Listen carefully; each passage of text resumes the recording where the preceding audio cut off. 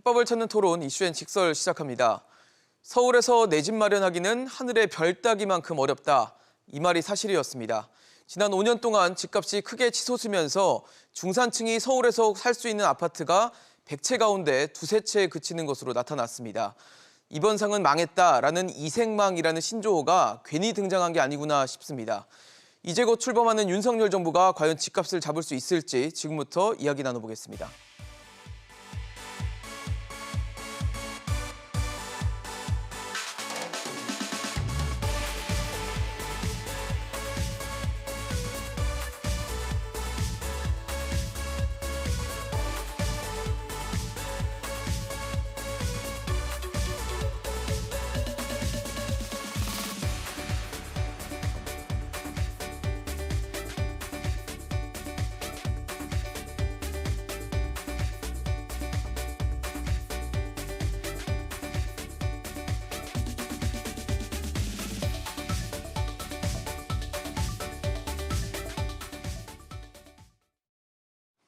네, 오늘 함께해 주실 세 분 소개하겠습니다.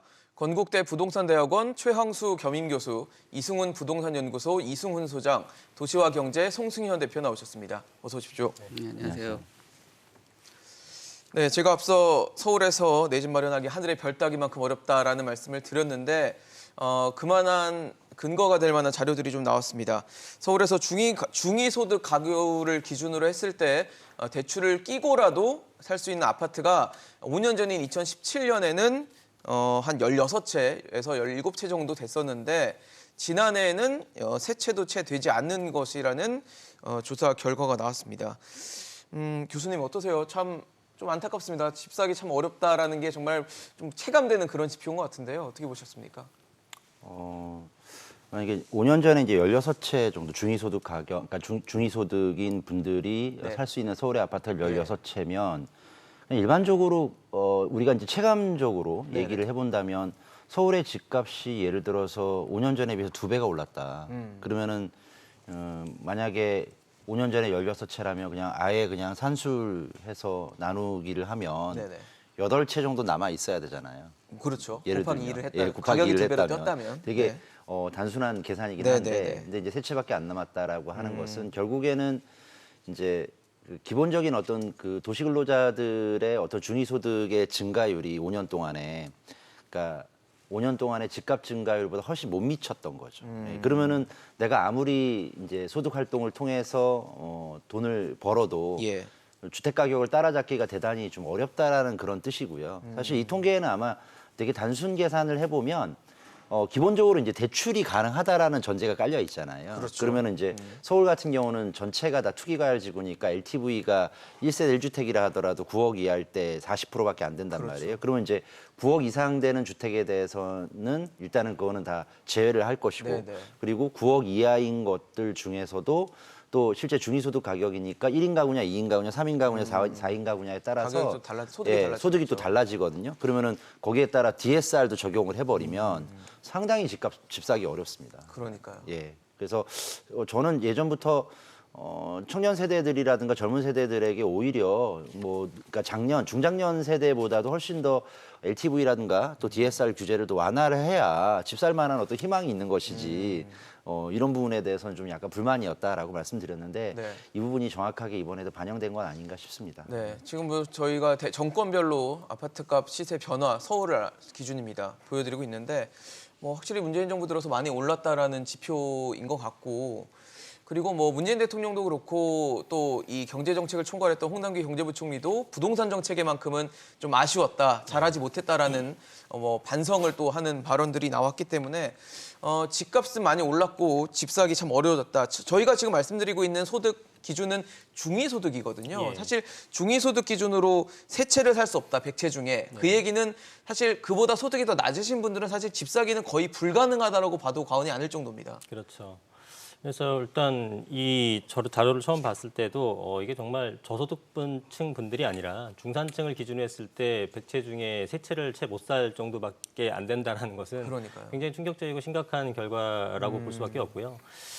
그래서 뭐 아까 교수님 말씀하셨던 것처럼 소득의 증가분보다 자산 상승의 증가분이 훨씬 더 빠른 지난 몇 년간이었고 그리고 이런 어떤 서울에 집이 하나 있다라는 것 자체가 스펙이 돼버린 세상 아니겠습니까? 그렇죠. 그래서 뭐 대기업을 다니건 뭐 연봉이 좀 높아도 사실은 집이 없으면 불안한 그런 네. 시대라는 것도 많이들 얘기가 나오고 있고요. 좀 문제가 심각하고 이거를 하루빨리 좀 개선을 시켜줘야 되기 때문에 좀 더 뭐 올바른 정책과 정확한 정책으로 좀 집을 좀 마련할 수 있는 그런 제도적인 보완을 좀 했으면 좋겠습니다. 이 지표를 좀 새로 출범하는 윤석열 정부에서 좀 유의 깊게 좀 보면서 이 부분을 어떻게 좀 개선할지를 고민해야겠다라는 생각이 듭니다. 송 대표님 어떻게 보셨어요? 그렇죠. 개선을 해야 되겠죠. 그래서 지금 집값이 불안 조짐을 보이고 있기 때문에 네. 속도 조절 얘기를 계속 하는 거거든요. 지금 이게 주택 구입 물량 지수라는 게 순자산하고 소득을 가지고 네. 구입할 수 있는 주택 그 비율이 되는 건데 그렇죠. 대출 아까 받았을 때. 네, 아까 지적한 것처럼 2.7%라면은 정말 세 채도 안 되는 거죠. 그러니까요. 백채 중에. 정말 그 시장에서 중위 소득을 가지고 주택을 구입을 한다라는 게 뭐 거의 아까 처음에 말씀하신 것처럼 뭐 별따기 수준밖에 안 되는 것 같고요. 이런 것들이 뭐 우리가 그럼 이 상황에서 대출을 좀 더 완화를 해서 집을 살 수 있는 여건을 만들어주는 방법이 있고 또 집값을 잡는 방법이 있는데 지금은 앞으로의 그 정부 같은 경우는 집값을 잡는 쪽으로 좀 방향을 잡는 것 같아요. 그래서 현재 몇 년 동안에 주택 가격이 올랐던 원인들을 살펴보면은 뭐 유동성이라든지 네. 또 수급에 대한 그 불균형 예. 거기에 가장 중요한 거 하나가 이제 소득 증대가 약했던 부분이거든요. 그래서 최근 그 2022년 4월 기준으로 보니까 PIR 지수가 24.72 정도 됩니다. 그러니까 약 한 25년 정도 되거든요. 그러면은 이런 것들이 뭐 예를 들면은 과거 13년 같은 경우는 약 한 10년 정도 됐어요. 네. 그거에 대하면은 집값이 소득으로 살 수 있는 집이 굉장히 적어졌다라는 그 지수하고 뭐 이 지금 지표도. 나온 그 지수하고도 네. 뭐 같은 그 동조하는 그런 모습을 보고 있다라고 괴가 보시면 될 것 같다는 같고요. 이런 것들이 심각한 것들이 그 기준점으로 봤을 때는 뭐 도쿄 같은 경우도 뭐 한 14, 그다음에 뉴욕도 11, 그다음에 런던도 한 21 정도 되면은 그래요? 우리나라의 주택 가격이 소득은 많이 오르지 못한 상황에서 집값만 올랐다라는 게 문제가 되고 있는 겁니다. 그래서 지금 이 문제점들을 해결할 수 있는 방법들을 가지고 뭐 여러 가지 고민들을 많이 하는 것 같은데요. 그런 것들이 시장에서 뭐 어떻게 반응할지는 지금 뭐 다양한 해석들이 나오고 있어서 이 부분에 대해서 고민을 해봐야 되고 예전처럼 문재인 정부가 좀 지적을 받던 이유 그 여러 원인 중에 하나가 시장의 그 반응에 너무 빠르게 대응을 한 거거든요. 그런 것보다는 지금 하는 그 속도 조절이나 얘기들을 들어봤을 때는 굉장히 좀 시장에 바로 반응한다라는 것보다는 시장에서 어떤 그 신호가 나가고 그 시장을 좀 어느 정도 살펴보고 나서 좀 대응하려고 하는 그런 모습을 보이고 있는 것 같습니다. 네. 뭐 말씀 주신 것처럼 소득이 오르는 것보다 집값이 많이 올랐고 또 대출 규제는 점점 강해지고 있고 거기에 긴축 시대를 맞아서 이제 금리들은 계속 올라가고 있기 때문에 사실 집 사기는 참 더 어려워지고 있다라는 생각이 드는데 일단 윤석열 정부 전에 이제 당선 전에도 윤석열 대통령이 된다면 뭐 규제가 좀 완화될 것이다 이런 기대감들이 있었기 때문에 사실 3월 정도 들어서부터는 이제 가격들이 좀 들썩들썩 있는 모습을 보이고 있다 보니까 인수위원회에서는 재건축 관련 뭐 규제 속도 조절에 좀 나선 모양새들이 있는데 이거 어떻게 보세요? 시장에 기대감은 있고 속도 조절을 한다는 게 어느 정도 좀 영향을 줄 수 있을지 시장을 지금 들썩들썩이는 걸 좀 그래도 좀 차분하게 만들 수 있는 요인이 될지도 어떻게 보시는지 궁금한데요. 이미 들썩인 것은 이제 팩트인 것 같습니다. 그래서 기본적으로 이제 뭐 재건축이라든가 이런 정비 사업을 기준으로 해서 뭔가 완화를 하겠다라는 것은 특히나 이제 재건축 초과이 환수라든가 네. 또 안전진단에 대한 기준점 이것을 조정한다든가 이런 완화하거나. 부분들이 있어서요. 예. 그래서 이제 실제로 이제 뭐 그러니까 서울 수도권 기준으로 한다면은 이제 재건축을 하려다가 그동안 여러 가지 제약 조건 때문에 하지 못했던 목동이라든가 송파 지역에 80년대 그 중후반에 지었던 중층 아파트들 네. 그리고 상계 또 그다음에 또 일기 신도시들도 이제 그러니까 30년이 다 돼 가니까 그렇죠. 예.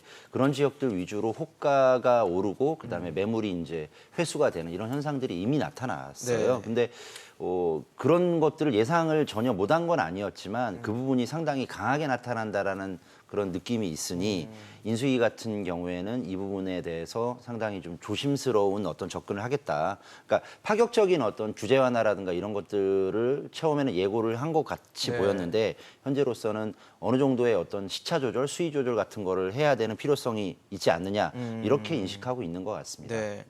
그런 대표적인 게 아마 그 윤석열 당선인이 대선 공약으로 내세웠던 것 중 하나가 이제 준공 30년 차 이상 아파트의 재건축 안전 진단을 좀 면제해 주겠다라는 공약이 있었는데 최근 분위기는 면제는 조금 미뤄지는 분위기로 가는 것 같고 완화의 수위가 좀 줄어들 것이다. 폭이 줄어들 것이라는 컨센서스가 좀 생기고 있는 분위기인 것 같아서 이 상황은 좀 어떻게 봐야 되는지 궁금합니다.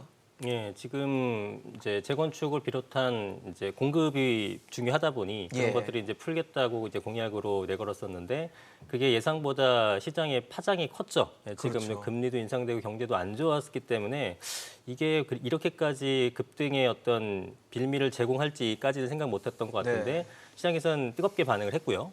그러다 보니까 이제 가격이 올라갈 채비를 하고 실제 거래량에서도 나타날 모습을 보이니까 속도 조절이 나선 거고요. 말씀하셨던 것처럼 그 안전진단, 정밀안전진단 같은 것들도 이제 완화해주겠다 내지는 폐기하겠다라고 하는 것들 자체라 그 공약 자체를 다시 폐기하려는 네네. 그런 수순까지 밟고 있거든요. 그만큼 속도 조절에 대한 필요성을 계속하고 있고 기존의 뭐 토지거래 허가라든가 이런 것도 연속해서 잡고 있고. 그래서 지금 어쨌든 어느 정부든 간에 시장을 안정화시키기가 목적이다 보니 이제 가격이 너무 급등하거나 내지는 너무 하락하거나 이런 것이 아니라 어떤 인플레이션, 그러니까 물가 상승과 연동해서 이렇게 안정적인 상승하는 것이 가장 바람직하잖아요. 네. 그런데 그런 모습을 그런 어떤 기준점을 벗어나서 확 올라가려는 모습을 보이다 보니까 네. 인수위에서도 지금 현재 시장 상황을 정확히 파악을 하고 속도 조절에 나선 것이 아닌가 생각이 들고 지금 네. 이 방향성은 속도 조절 좀 하는 것은 어느 정도 맞다고 봅니다. 사실 지난해 뭐 분당을 시작으로 해서 일산, 평촌 이런 일기 신도시가 이제 준공 입주 30년 차를 맞게 되는 시기들이 착착착 오는데 그런 상황에서 지금 인수위원회에서는 중장기 검토 과제라고 하니까 많은 분들이 중장기라고 하면 지금 어쨌든 당장은 안 된다는 것이냐 이걸 두고도 또 설왕설래가 좀 오가면서 해당 단지에서는 좀 실망하는 분위기들도 있고 이렇더라고요. 어떻게 네. 보시고 계십니까? 네, 일기 신도시 같은 경우는 뭐 특별법으로 해서 진행을 하려고 공약을 네네. 했었잖아요. 특별법이라는 게 어떤 사물이나 행위나 지역에 대해서 굉장히 특별한 거거든요. 그렇죠. 북한에서 그렇죠. 타겟형으로 하겠다라는 그렇죠. 거잖아요. 그러면은 또 반대로 해석을 하면은 특혜가 될 수도 있는 거예요. 그 지역들에. 모두에게 적용되는 건 아니니까. 그렇죠. 어떻게 보면은 그분들에게는 뭐 긍정적이고 속도를 낼 수 있는 거로 보여질 수는 있겠지만 사회 전체로 봤을 때는 또 하나의 뭐 특혜가 되는 거거든요. 그러니까 우리나라의 뭐 법에 대한 문제들이 특별법을 남용하는 거에 대한 그 지적들이 상당 부분 많았었고 이런 것들이 뭐 공약에서도 어느 정도 이루어졌다라고 보여집니다. 근데 뭐 일기 신도시 같은 경우도 지금 일기 신도시 같은 경우 한 5만 세대 이상 정도 그러니까 전체에서 한 18% 정도가 그 노후 주택들 뭐 네, 재건축 30년 단지에 그 이 기간을 댄 그런 단지들이 속해져 있는 거거든요. 필요성은 충분히 있습니다. 근데 여기에 뭐 소위 뭐 500%라는 용적률을 가지고 사업을 진행하게 됐을 때는 네. 뭐 여러 가지 뭐 평가가 있겠죠. 뭐 교통적인 평가라든지 환경적인 평가들을 고민할 수밖에 없고 네. 최근에 2040이라는 그 도시 기본 계획에 대한 변화 같은 것도 있을 때 보통 10년, 20년 정도를 내다보고 청사진을 보고 천천히 진행을 하는 게 맞습니다. 네네. 근데 이게 뭐 특별법으로 진행해서 무슨 도깨비방망이처럼 한번 뚝딱 한다고 해서 네.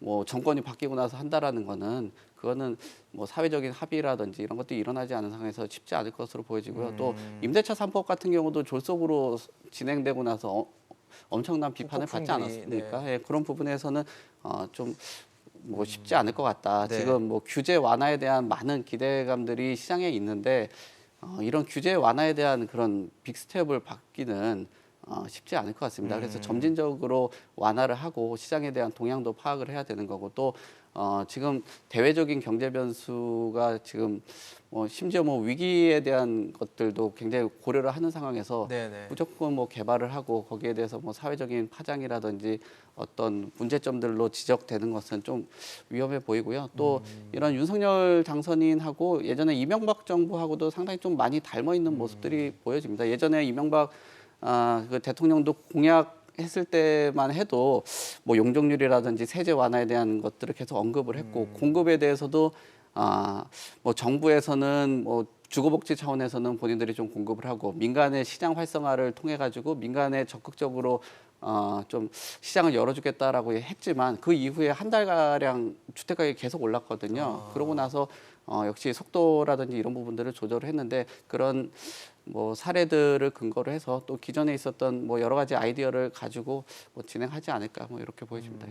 뭐 아마 그런 거 아니겠습니까? 지금 대통령 그러니까 선거 과정에서 윤석열 후보였죠. 당시 후보가 이제 그 안전진단의 면제라는 어떻게 보면 재건축 과정에서 또 가장 쉽지 않은 허들이기도 한 이 안전진단을 면제해 준다고 했던 것들이 아마 뭐 당선에도 어느 정도 영향을 미쳤을 것이라는 해석들도 있는 상황에서 지금 면제를 어쨌든 뭐 중장기 과제로 이렇게 밀어놓는 것이 아무래도 부동산 시장의 참여자들 뭐 일부 참여자들이겠지만 이분들한테는 실망감이 될 수도 있을 것 같다는 생각이 듭니다.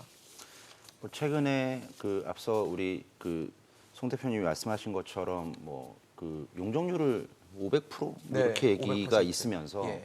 또 재건축 규제라든가 특히 일기 신도시의 규제를 완화하겠다라는 어떤 구체적인 안들도 지금 흘러나오고 예. 있는 중이잖아요. 네네. 근데 이제 넘어야 되는 이제 세 가지의 문제점들이 있는데 첫 번째 안전진단 같은 경우에는 현재 안전진단은 네 가지의 가중치가 다른 기준으로 되어 있거든요. 구조안전성, 그다음에 건축 마감 설비, 주거 환경, 그리고 수익성 이렇게 돼 있는데 현재는 그 내력벽이라든가 내력 골조라든가 그러니까 내력 기둥이라든가 이런 부분들을 테스트하는 구조 안전성이 지금 가중치가 50%로 돼 있어요. 가장 많군요. 예. 그러니까 실제로 30년, 40년이 됐어도 뭐 집이 앞으로 한 40년 더 쓸만한데 이러면은 안전진단 통과 못 하는 거예요. 그런 거예요? 예, 그렇게 현재 돼 있는데 이것은 이제 이전에 이제 박근혜 정부 시절에는 이게 30% 정도밖에 안 됐었어요. 구조 안전성이. 그러면 이제 나머지가 이제 다 만점을 맞으면은 이제 안전진단을 통과할 수 있는데 근데 이 부분은 사실은 이건 법이 아니라 네. 법이 아니기 때문에 이거는 즉각적으로 이제 수정이 가능해요. 관계장과 회의를 거쳐서 이제 의결을 하면 네네. 여기까지는 괜찮은데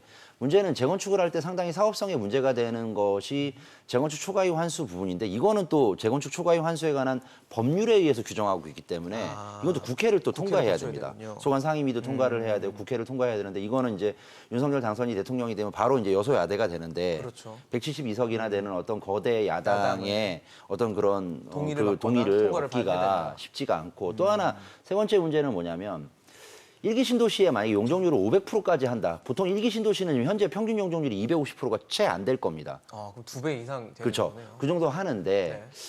근데 이 신도시를 만들 때 보면요. 예. 그러니까 예를 들어서 계획도시 같은 경우 이제 강남 같은 경우에도 강남 지구 같은 경우에도 획지 정리 사업을 통해서 신도시처럼 만들었는데 지하에 가보면요. 강남은 이렇게 전봇대라든가 이런 게 별로 없거든요. 다 매립을 한 거예요. 그러니까 그 땅에 밑에 뭐 묻었죠. 있냐면 네. 공동구라고 해서 네네. 터널처럼 돼 있어요. 아, 그럼 이제 그 안에 가면 가스 라인도 들어가 있고 전기, 통신, 우리가 쓰는 라인들이 예, 거기 그 다 지하에 깔리는 다 거군요. 있어요. 실제로 뭐 그 공동구가 시작되는 점이 뭐 개포 공동구, 강남 공동구 이런 식으로 실제 들어가는 출입구가 시민들은 잘 안 보이는 곳에 있거든요. 그러니까 땅속에 있으니까. 땅속에 있으니까.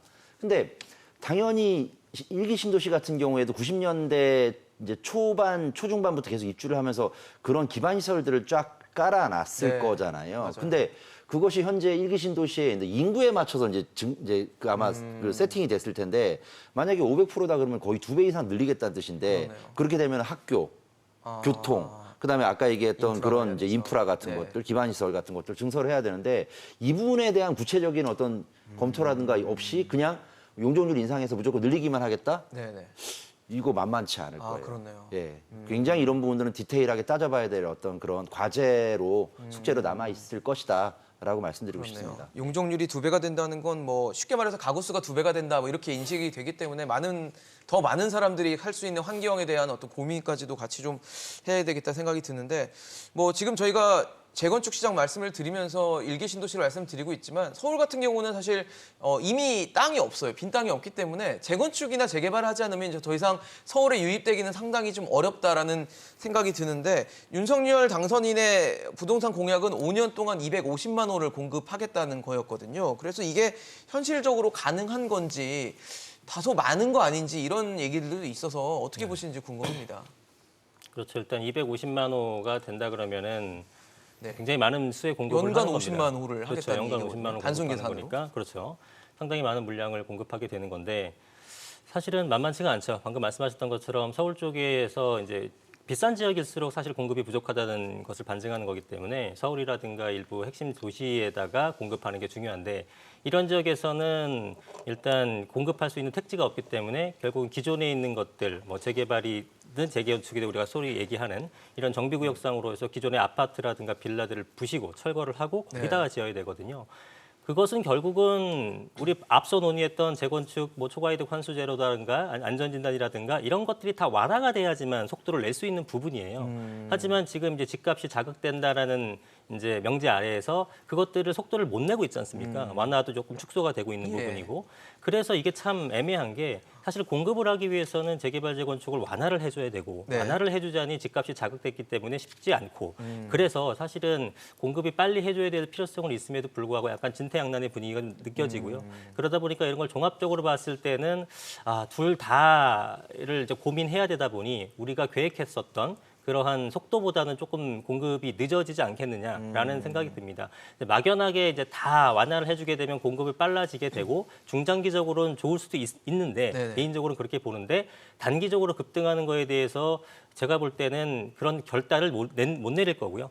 실제로 국민들도 그걸 받아들이지 못하겠죠. 그래서 속도 조절을 하다 보니 그런 어떤 정책에 대한 속도 조절이 결국은 공급에 대한 속도 조절이 돼버리는 거거든요. 예, 그래서 좀 늦어지지 않을까 예상보다는 이렇게 좀 예상을 하고 있죠. 그렇다면 사실 지금 수요 위주의 정책에서 공급 위주의 정책으로 넘어가는 과정 속에서 결국 공급 해결되지 않으면 집값을 못 잡는다 이런 이제 의견들이 있기 때문에 공급이 늦어진다는 건 그만큼 집값 안정화도 멀어지는 것인가라는 질문을 좀 드려보고 싶거든요. 원래 공급 정책이 어렵습니다. 그러니까요. 그래서 뭐 당장 되는 것도 아니고. 그렇죠. 정책을 할 때 왜냐하면 본인들의 성과 같은 경우도 4년, 5년 뒤에 나타나는 그런 성과거든요. 그렇죠. 그러니까 당장의 그때- 성과가 아니죠. 그렇죠. 그래서 사실상 건드리는 정책 자체가 수요 정책을 중심으로 건드리는 게 시장에서 바로바로 즉각하고 티가 많이 나죠. 그렇죠. 티가 나는 그런 정책이기 때문에 수요 정책 중심으로 많이 움직이는 것 같긴 합니다. 그래서 250만 호를 어떻게 할 거냐에 대한 뭐 논의들이 있는데 2018년 이후로 5년 평균으로는 한 52만 호 정도가 계속적으로 공급은 되어 있었어요. 매년요? 그렇죠. 예. 그다음에 수도권이 한 27만 호 정도가 됐었는데 수도권에서 적정한 그 공급 물량이 한 30만 호 정도가 계속적으로 나와줘야 되는 그런 그 공급 물량이거든요. 조금 그럼- 부족한 그렇죠. 예. 수치네요. 수도권에서는 좀 부족한 그런 예. 수치가 되고요. 앞으로 뭐 인허가라든지 이런 것들을 봤을 때는 이 수치보다 더 떨어질 수 있다라는 것들이 공급 부족에 대한 리스크라든지 뭐 주택 가격의 불안정 뭐 이런 것들이 나타나는 거거든요. 근데 250만 호에 대해서도 모르겠어요. 뭐 한 그 52만 호가 나왔다라고 해가지고 이게 좀 질적 공급이 나왔냐라고 봤을 때는 또 그거는 또 의문입니다. 이게 해소를 못했던 것들이 그렇죠. 공급 물량들이 어느 정도 있어도 양적인 공급 중심 아니면은 면적 자체가 좀 작은 그러면 뭐 공급을 좀 더 수월하게 하고 어떤 뭐 리포트를 하는 데 있어서는 그 물량을 그렇죠? 뭐 네. 만들 수 있는 그런 거기 때문에 이런 뭐 50만 호 이상의 물량들이 계속 나온다고 해도 어떻게 보면은 시장에서 그런 주택 가격을 해소, 뭐 불안정을 해소하는 거는 좀 무리가 있거든요. 그래서 물량은 조금 줄이더라도 오히려 질적인 부분들을 해소를 할 수 있는 그런 방안들이 나와줘야 되고요. 그런 것들을 일정하게 인지를 했기 때문에 민간 중심의 뭐 재건축이나 뭐 이런 것들을 조금 더 활성화하려고 하는 것들을 계획을 좀 하고 있는데 역시나 뭐 사회적으로 바라보는 그 재건축 단지의 시각이라든지 뭐 이런 부분에 대해서 벽이 좀 부딪힌 것으로 보여지고요.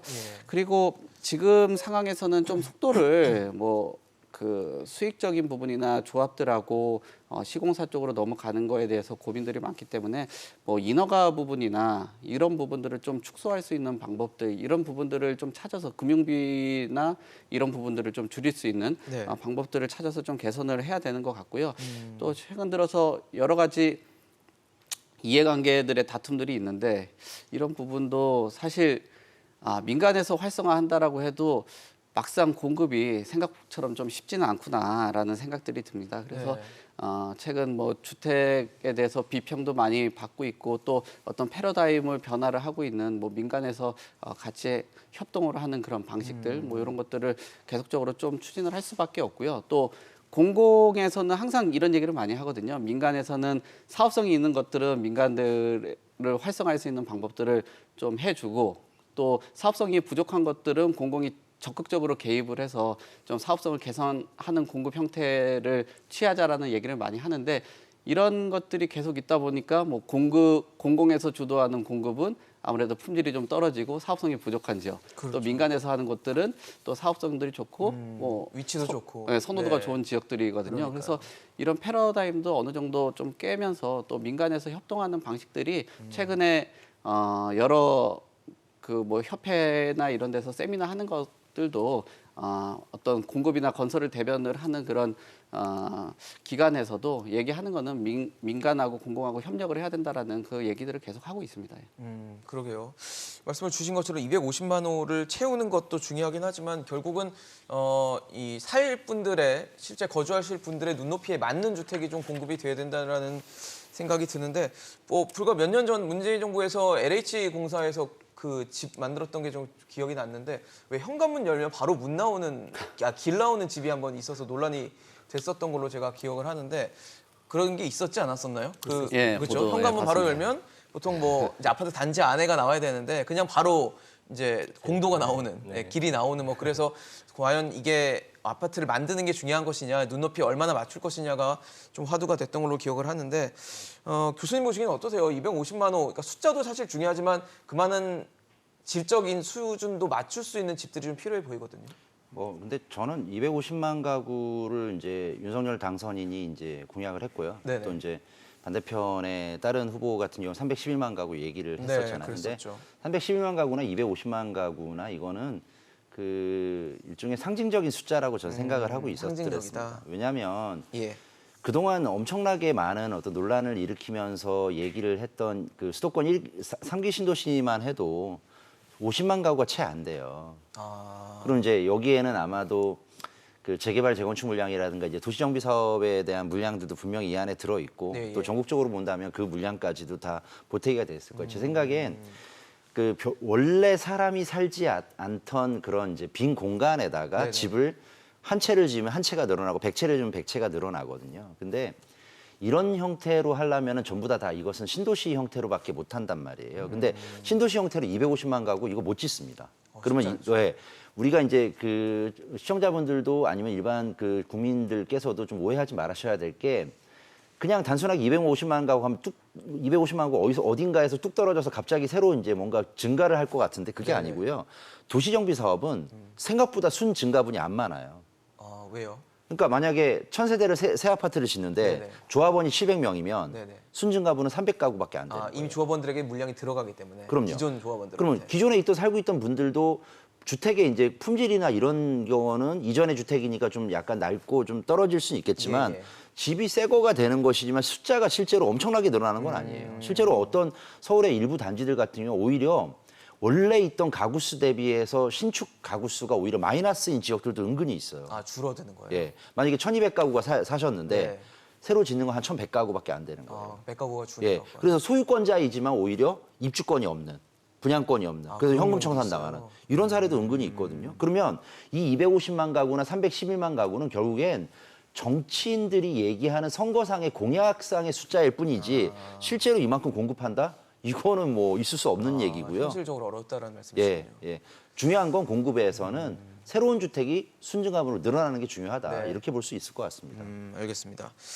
사실 지금 뭐 아무래도 이제 말씀하신 것처럼 순증가분이 별로 없을 수도 있다라는 지적을 해주셨는데 그러다 보니까 계속 관심을 받는 쪽이 이제 재건축 재개발이에요. 근데 왜 그런 별칭을 언론에서 붙입니다. 단군 이래 뭐 최대 규모의 재건축이다 했던 둔촌 주공 사례인데 공사를 안 하더라고요. 지금 제가 알기로는 공사 진행이 한 50% 넘게 된 걸로 알고 있는데 지금 시공사업단하고 조합 간의 갈등이 빚어지면서 열흘 넘게 지금 공사가 중단된 상태입니다. 지금 서울시에서도 나서서 일단 갈등을 좀 중재하려고 하는 것 같은데 어떻게 보세요? 이거 해결되는 사안입니까?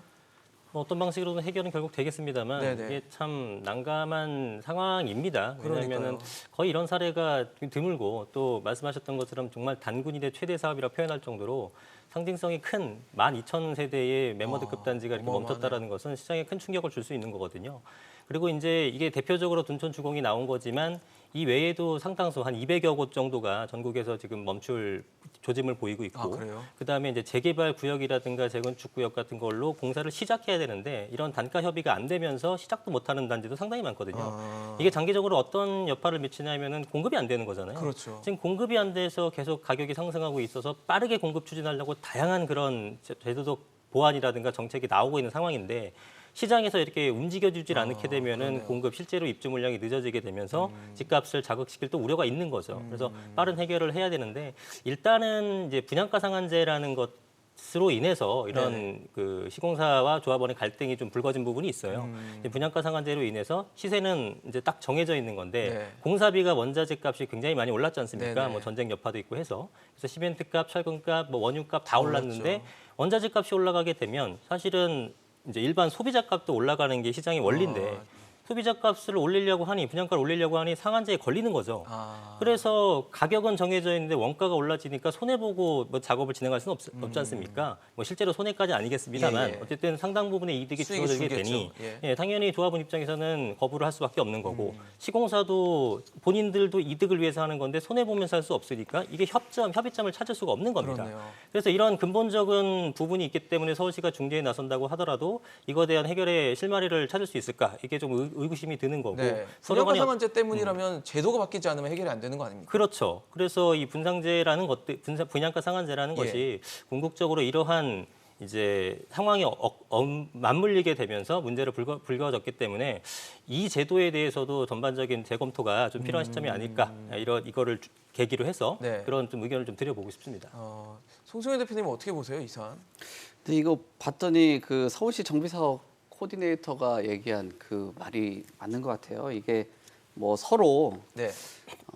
대립되는 상황이기 때문에 맞아요. 뭐 저희가 아무리 얘기를 한다라고 해도 뭐 이해관계 이것을 푸는 게 굉장히 어렵거든요. 감정적인 부분도 그러니까요. 지향점이 있긴 너무 하고. 다릅니다, 지금. 그렇죠. 예. 그래서 이 문제점을 가지고 사실 많은 사람들이 이 둔천주공에 관심을 갖고 있는 게 서울 물량의 지금 한 4분의 1 정도 물량을 담당을 하고 있거든요. 진짜 그리고, 크네요. 예, 그리고 대기하는 수요들도 많고 또 이 물량을 기다리는 그 수요 외적으로도 또 입주를 기다리시는 분들도 있거든요. 그러면은 아까 당군 일의 최대 그 사업 안에서 예. 어떤 특정 사례가 나오고 또 이게 뭐 근거가 또 나중에 되고 하면 나중에 또 여러 사업장들하고도 또 이제 새로운 또 갈등 국면에 들어갈 수가 있는 거기 때문에 완만한 합의가 좀 필요하지 않나. 그리고 지금 현재 상황에서는 금리에 대한 그런 뭐 시장의 그런 압박감, 네네. 그다음에 아무래도 뭐 공사비를 비롯해서 뭐 인플레이션이라든지 이런 거에 대한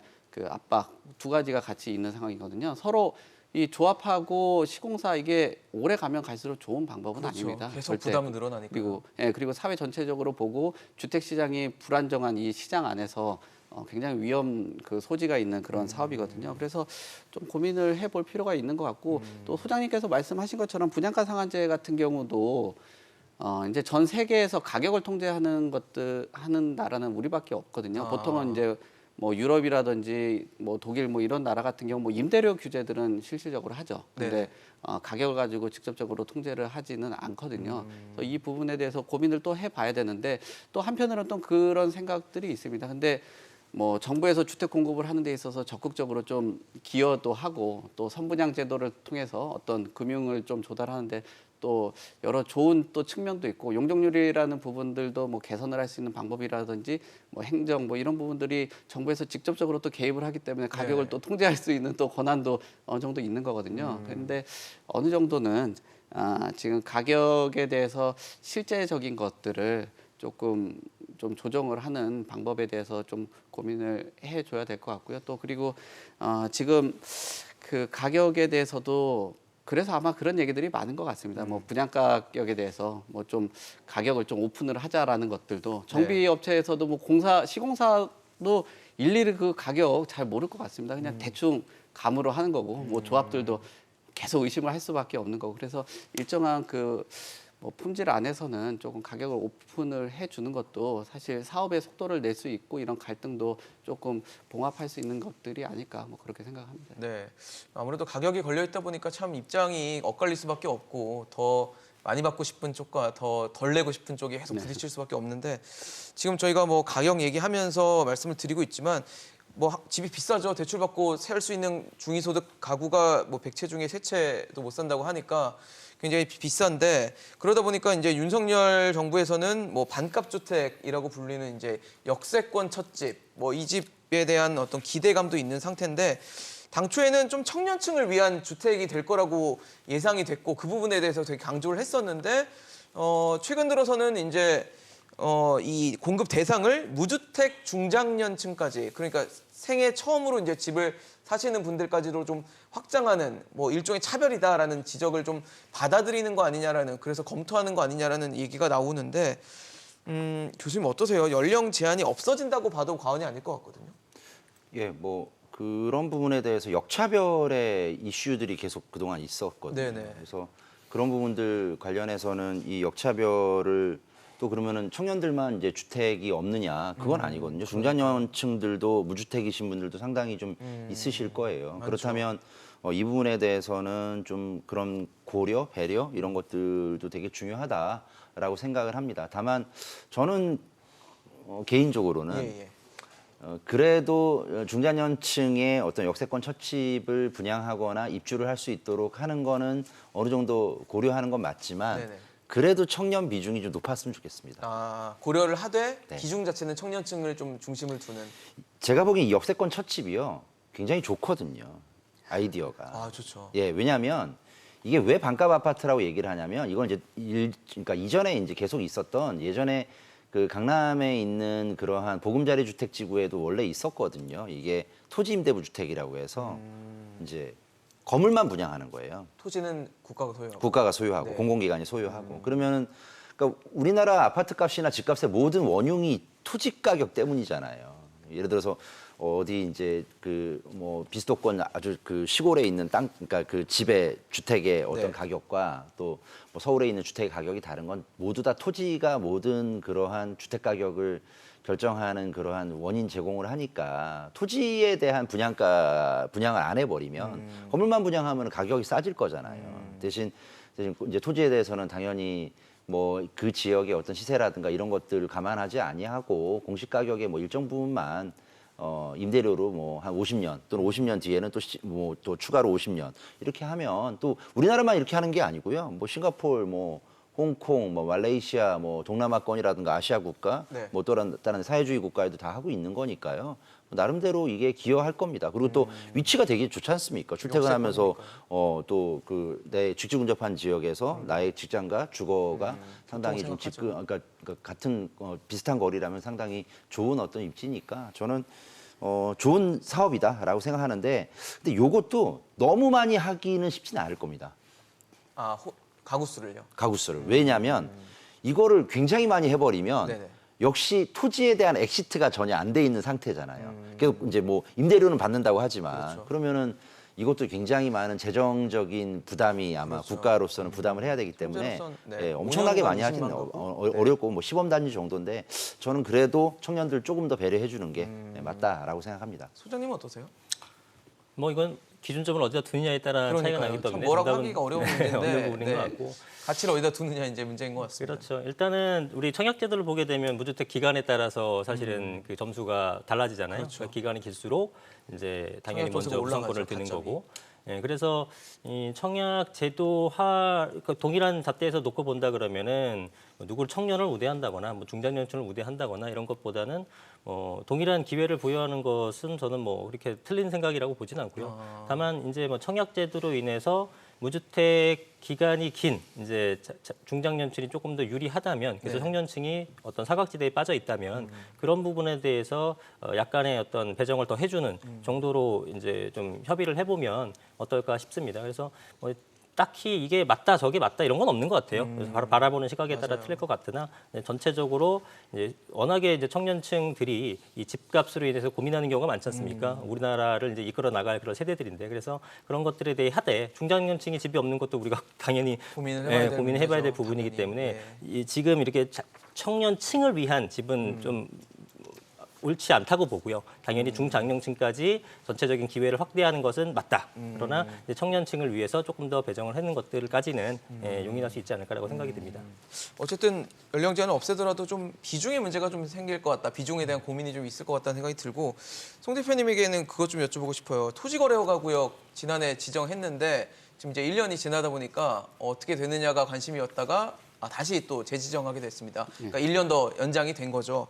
어떻게 보면은 뭐 부동산 시장 자극하지 않으면서 공급해보겠다 뭐 그런 어떤 의도가 담겨져 있다는 해석이 되는데 이게 어느 정도 가격 상승을 좀 제한할 수 있는 제도입니까? 근데 가격 상승 제한에는 한계가 있죠. 한계가 있나요? 예, 뭐 거래량이 수반되지 않더라도 뭐 소수의 거래는 일어나는 거거든요. 그리고 투자 수요보다도 오히려 실거주 수요는 어떻게 보면 또 장기 투자 개념으로 접근을 하다 보니까 더 많은 돈을 지불하고 들어가는 경우들이 더 많아요. 그래서 가격이 신고가로 이어지는 것들이 네. 많이 있다라고 보여지는데, 근데 우리가 지금 토지거래 허가 구역만을 보고 생각을 하면 안 되는 게, 그럼 토지거래 허가 외쪽은 오르지 않았냐? 네. 서울시장도 다 전체적으로 가격이 상승을 했고 몇 년간 또 수도권도 올랐기 때문에. 그렇죠.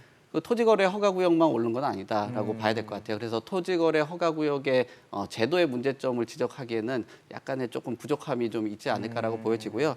그리고 이 그 토지거래 허가구역을 지정을 하고 나서 아마 선택을 해야 될 겁니다. 뭐 거래가 활발하지 않다라는 거는 투자라든지 뭐 재산권이 좀 활발하게 할 수 있는 그런 시장은 열려 있겠지만, 최근에 그 둔천주공 사태가 들어온 그 사태처럼 또 새로운 이해관계가 계속적으로 그 단지 안에 들어오게 된다면 그걸 또 해결하기 위해서는 시간이 아마 더 많이 걸릴 겁니다. 그래서 점점 그 체제 개선을 투자 수요 비중보다는 실거주 수요 비중으로 점점점 그 바꿔가면서 뭐 어느 정도의 동의율을 확보를 하는 그 과정 안에서는 이런 것들이 필요하지 않을까라고 보여지는데, 다만 토지거래 허가구역만을 가지고 시장의 가격 안정을 기대하거나 뭐 이런 것들은 좀 어렵다라고 보여지고요. 이게 토지거래 허가구역을 통해서 뭐 주택시장 공급 활성화라든지 이런 것들에 좀 더 관심을 갖고 보는 게 맞지 않을까라고 생각됩니다.